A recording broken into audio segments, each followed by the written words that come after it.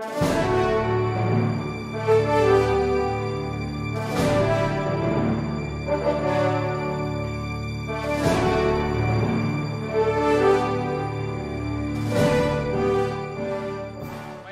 nasa bangko. Yung isa naman, bawal sa bangko maglahad kung ano yung deposito. He has the option to obey the law. What does he wish to obey? Eh di, i-declare po niya ang pera niya. Eh, ano naman ang violation 6426 kung i-declare niya kung ano ang pera niya sa bangko? Wala pong violation. In fact, pwede nga niyang iladlat. At katulad nga ng ginawa niya dito, ipinagmamalaki po niya na sila na raw po ang unang nag-waive ng kanilang deposits. So, very clear po na yung mga sinasabi ni Chief Justice about 6426 ay palusot. Hindsight lang po yan dahil nahuli po. Nahuli po. Katulad din po yung mga $2.4 million niya na binili niya noong 2:1 po lamang yun. Maski ano pong kwenta ang gawin natin, hindi po aabot yun. At kung totoo naman po yung sinabi niya, na noon pa, bago siya pumasok sa gobyerno, nakaipon na siya ng ganong kalaking pera, eh di ibig sabihin doon, all these years, nandun po yung pera niya. Pero kung tignan po yung salin niya, nung unang pumasok sa gobyerno, eh meron pa siyang Carlon na 300,000 pesos. May utang pa siya.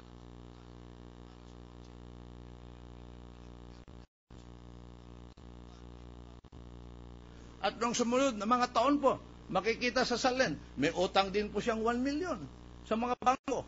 Eh, milyon-milyon pala yung kaban niya. Eh. Bakit ka mangungutang kung ang dami mong pera?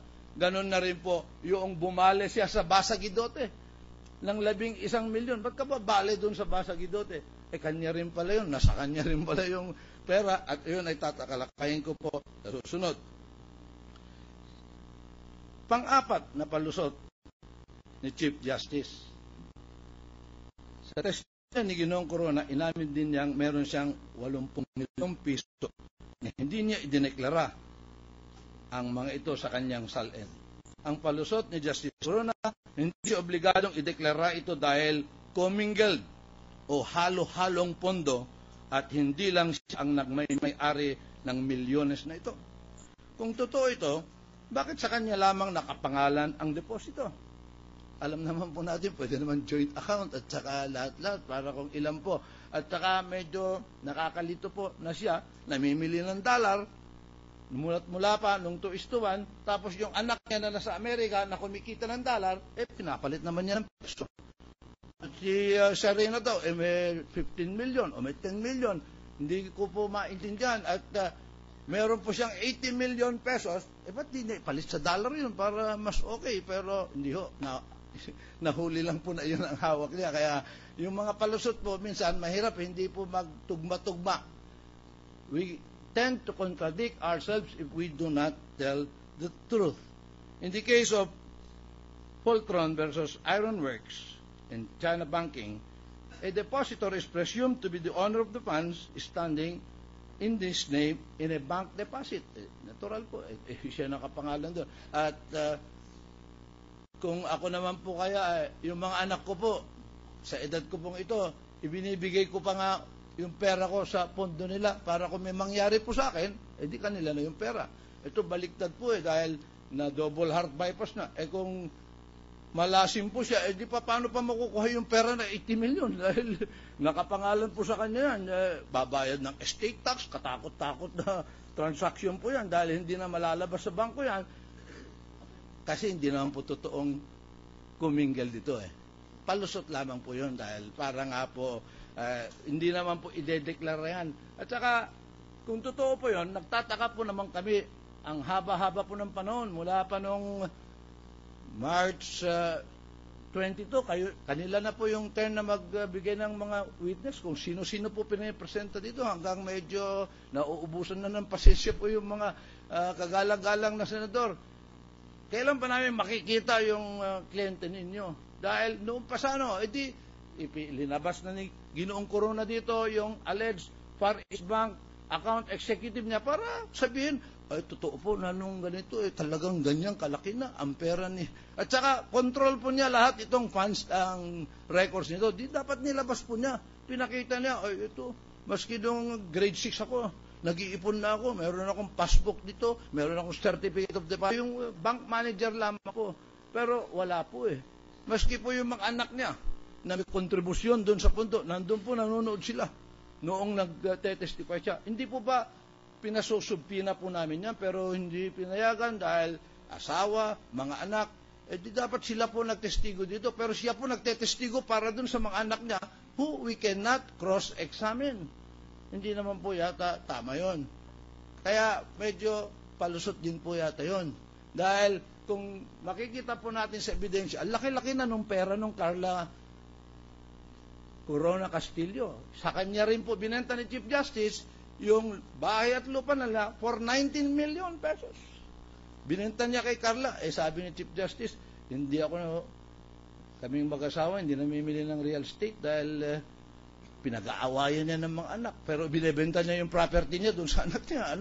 Kaya, kasi po, palusot na lamang po yan. Kasi nga, noong 2000 po, sunod-sunod ang buying spree po si Chief Justice. Bumili ng condominium dito, bumili ng condominium dito, na hindi po idinedeklara sa kanyang salin. Napakita na po namin, yung mga Bellagio, columns and everything. Biglang-bigla, nung 2010 salin, doon lamang po lumabas. Dineclare niya. Bakit po? Nagbago presidente. Wala ang presidente. So, biglang nag-declare ng mga property na binili, 7 taon na nakaraan, yung isa 5 taon na nakaraan, yung isa 3 taon na nakaraan. Biglang-bigla, kailangan magbenta sa anak, kunyari, ng 11 milyon dahil ang dami ko na napamilya. Paano ko ma-explain ito? Pero hindi naman na kailangan explain. Aba, ang dami kong pera, oh. Meron akong $2.4 million yan. May 80 million pa nga kami. Pero ito po lahat ay maliwanag na palusot. Susunod po tayo. One last question. Sabi ko na, kung ganun kadami ang pera ni Chief Justice Corona, dapat naman po hindi na pinag-aawayan yung pera ng Basa Guidotta. Tignan po niyo yung salin niya. Taon-taon, binabayaran niya ng 1 million kuno. 11 million, tapos bababa ng 10, bababa ng 9, bababa ng 8, 7, 6, 5, hanggang, kunyari, nabayaran na po. Isang kaban lang naman po yun. Nung tinanong po ng isang senador dito, paano ka bumapayad doon? Binibigay ko kay Mrs. Cheque o kaso o cheque? Bahala siya. Pero ide-deposit dito doon sa account niya. Hindi po ba? Ba't ka pa babayad kung sa'yo rin pala yung pera? Di ba kalukuhan na po yun? Ibibigay mo yung pera sa misis mo para i-deposit din niya sa sarili mong account. Nakakahilo po. Pero yun po ang paliwanag ni Chief Justice.